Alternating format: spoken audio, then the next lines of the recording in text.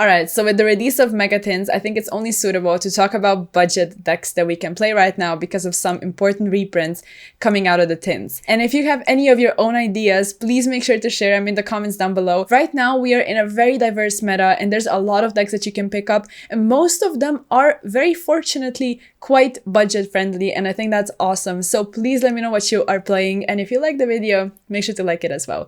And getting started, the first deck I wanted to mention is obviously going to be Unchained.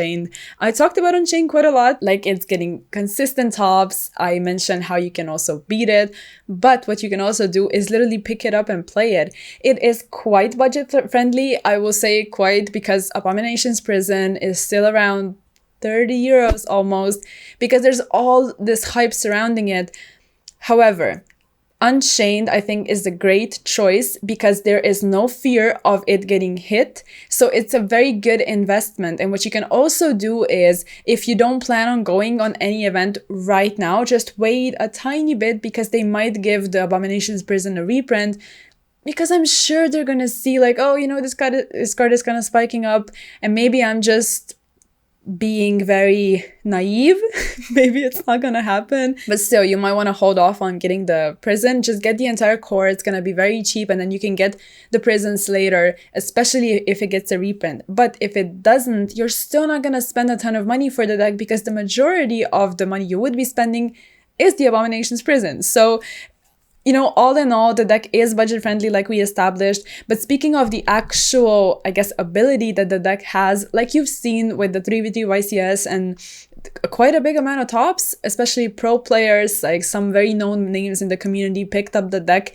And I think, like I said before, you know, this goes to show that the deck really has a lot of potential. It is consistently able to get to some very nice end boards that people also started to sort of develop and make a little more interesting with Griffin and all of that. And some people might not like it. You can still go for like standard plays, but I think it's very rewarding if you play it well. And what's really great about it as well is the fact that it's so hard to counter. Like we established in the How to Counter Unchained video, it's kind of like there's no one impactful card. You kind of have to use different cards, and it might not be as impactful.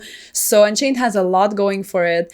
Another thing that I did want to mention, and it doesn't only have something to do with Unchained, but another deck on the list is going to be Pot of Prosperity. And I always tend to mention this in my videos, like, yeah, some decks play Prosperity because consistency kind of is key. You want to see your combo pieces, and you also want to see going second cards or non-engine going first to have even more cards to interact with your opponent. So yeah, Prosperity is very important, but it's also quite expensive. So it is one of those cards that I'm always going to suggest that you just kind of like get them slowly, maybe like pick up a copy, you know, trade for another copy. Like, don't throw your entire budget that you have into Prosperity, even though it's nice. If you can afford it, great. But because this is a budget X video, I really wanted to, I guess, emphasize that. Like, you can do whatever you want. You can also wait for the reprint that's coming in winter with the rarity collection. And then at that point in time, you can sort of like buff your decks with Prosperity.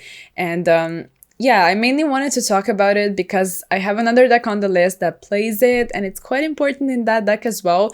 And please don't come for me, but the next deck on the list is actually going to be Kashtira. Now, I know people are kind of tired of it, and I also know that I'm sounding like I'm encouraging you to play a deck that plays an unhealthy monster in the form of a Ice card and also D-Shifter, which I'm not.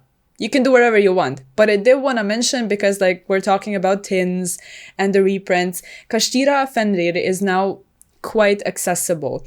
And there's also another factor, you know, why I said, you know, don't come for me, the ban list. I'm not certain what's going to happen to Kashtira. None of us really know for a fact, but it is probably going to be addressed. I still wanted to mention it because we don't really know when the ban list is coming. And also, if they don't hit Fenrir, it might even go up. And it's also such a nice card to play in other strategies. So you're not really negging a ton, I would say. And there's also another card, which is the Pressure Planet from Photon Hypernova. And the set didn't get a reprint in the tins. That's very, very important to mention because some cards coming out of that set are going to go up in price, and we are going to mention another card later in when it comes to another deck. But yeah, the Pressure Planet is around like 17, 18 euros. If you really want to play Kashtira, I don't think you're going to be spending a ton of money. But the deck is sort of a little unsafe to pick up, but I still wanted to include it because if you already own it, it's like a budget deck that you have and that you can play. And like I said, if someone desperately wants to pick it up for like an event coming up, I don't think you're negging a ton. And also, if it gets hit, we still might see something similar to like what happened to Tearlament happen to Kashtira. It might still be viable later because it is a decent deck. Just looking at it, you know, it can play a ton of non-engine and it was always strong. So unless they hit it severely, it might still be viable. So yeah, like I said, please don't beef with me about Kashtira, but moving on to another deck. I mentioned that there is a card from Photon Hypernova that didn't get a reprint and it is going to go up in price. And I am talking about the Big Welcome Labyrinth and the Labyrinth strategy. So in the Megatins, Tactical Masters received reprints, and thankfully we saw the reprint of Ariana, which went down in price. The Lady Labyrinth is now a little cheaper, coming from Darkwing Blast, I'm pretty sure. Now, of course, received the reprint in the Megatins. All of the furniture received reprints as well if you're trying to pick up those copies if you want. But all in all, you know, the Labyrinth core became much cheaper. So now the only thing you need to invest into is some of the non-engine in the form of trap cards, which if you already own some, it's going to be very budget friendly for you. And even if you don't, I don't think it's bad to invest into like staples essentially. So I would not say you are minusing or whatever if you're picking up trap cards. It's kind of like, you know, just put them in a binder and you can play in any kind of trap deck, and you can play them in Labyrinth because it is accessible. But the Big Welcome is around 16 euros almost. You might find some cheaper German copies if you want, but the card is probably going to go up because that always happens to cards that don't receive reprints. So please keep that in mind if you want to play Labyrinth. But in recent months, it really proved itself to be a strong contender that rewards skillful gameplay, especially right now when we saw some of these furniture heavy builds, and also like they do play trap cards. I'm looking down at a list, for example, that plays Floodgate, and also all of the, I guess, furniture, you know, the entire package almost. There is only one cook clock, but other than that, you know, it is just kind of staple trap cards and the Labyrinth package. The only thing is going to be Chaos Angel. Now, Chaos Angel is a little more expensive, but the great thing about Labyrinth is that you don't need to necessarily limit yourself to only one version. You can play with like a lot of trap cards and play it a little differently, because I think you're still going to be able to do well, especially with all the trap cards. And if you really like, I guess, you know, test with the deck and try your best. So I would suggest Labyrinth, even if you cannot afford Chaos Angel at the moment, because you need to play like 3 copies because of Pot of Extravagance. And also, you know, speaking of pot cards, you can play Extravagance. You do not need Prosperity if you don't want to play it or cannot afford it, which is also great.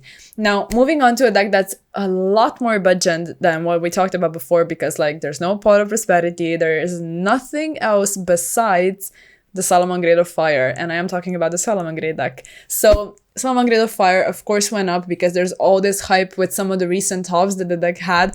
I wanted to include it today because it's like, it's kind of nostalgic at this point, and if you own the deck already, you literally just pick up the support and you can play a deck that plays non-engine, that is quite consistent, and is establishing like decent enough boards where when you survive, you get to establish the access code OTK, because like, that's what Salamangreat does. So if that's the type of playstyle you're going for, and if you already own all of the cards, there also is a list on the screen for you and for me as well. I'm looking at it and there's literally just the support, and everything else is non-engine that you can include whatever you want, whatever you own at that point in time.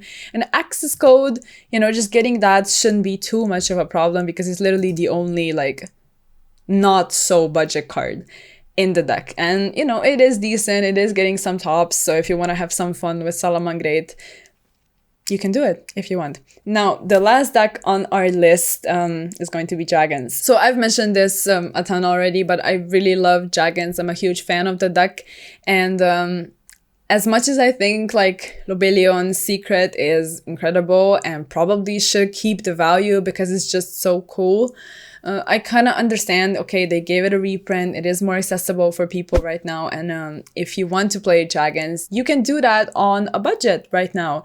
The card is not nearly as expensive as it was before, and you still need to pick up some of the extra deck stuff, but like most of it is going to be stable cards that you probably already own. And speaking of the actual Bistio and like Rocket Engine and, you know, the baby dragons, everything that Dragon has, you can always find cheap copies. And if you want to play older copies, you can still like play dragons and kind of bling them up a tiny bit if you want, which I think is really cool. And you're not going to be spending a ton of money. But if you want to be like completely on a budget, I'm sure you can find very cheap copies of pretty much everything. And of course, there is the ban list.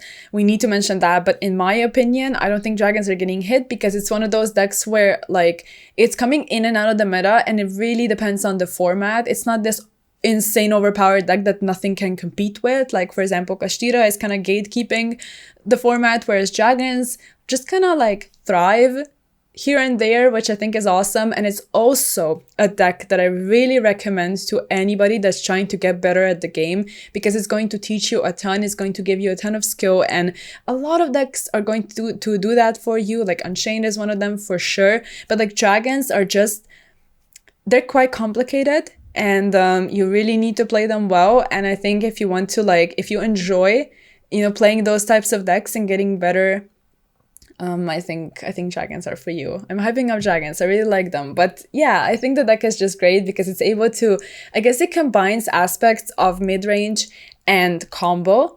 And I think that's just awesome. You can literally play any kind of like way that you want, any way that like you're comfortable with. And also it's going to depend on the matchup, and you can adjust. You know, you have non-engine, but you can also establish different boards. You don't always need to go for this like insane board. You can kind of play it safe, keep some resources for yourself for turn 3, or you can go all out if that's the type of matchup you're in. So I think the versatility is like definitely an upside of dragons, and yeah, you know, they're a great pick, honestly. And a lot of decks on this list are, Kashtira is the only one that's a little bit like, I guess, a tiny bit risky. So I guess I can throw out a couple of decks out there that, you know, are good pickups probably right now and are also quite budget friendly, which would be Marincess, Tearlament also to an extent. I know the field spell is a little more expensive, but for the most part, the core is going to be cheap and it's not going to be hit. So that's another option for you. Like, you can play Flunder if you want, if you feel like it. So you cannot say I didn't give you any ideas because Kashtira is sort of like a weird one on the list. But yeah, I did want to include all of these decks, and hopefully you found the video interesting and fun. And maybe you pick up some of these decks, and if you do, please let me know how you do with them, how you feel with them, and yeah, I'll see you guys in the next video. Bye.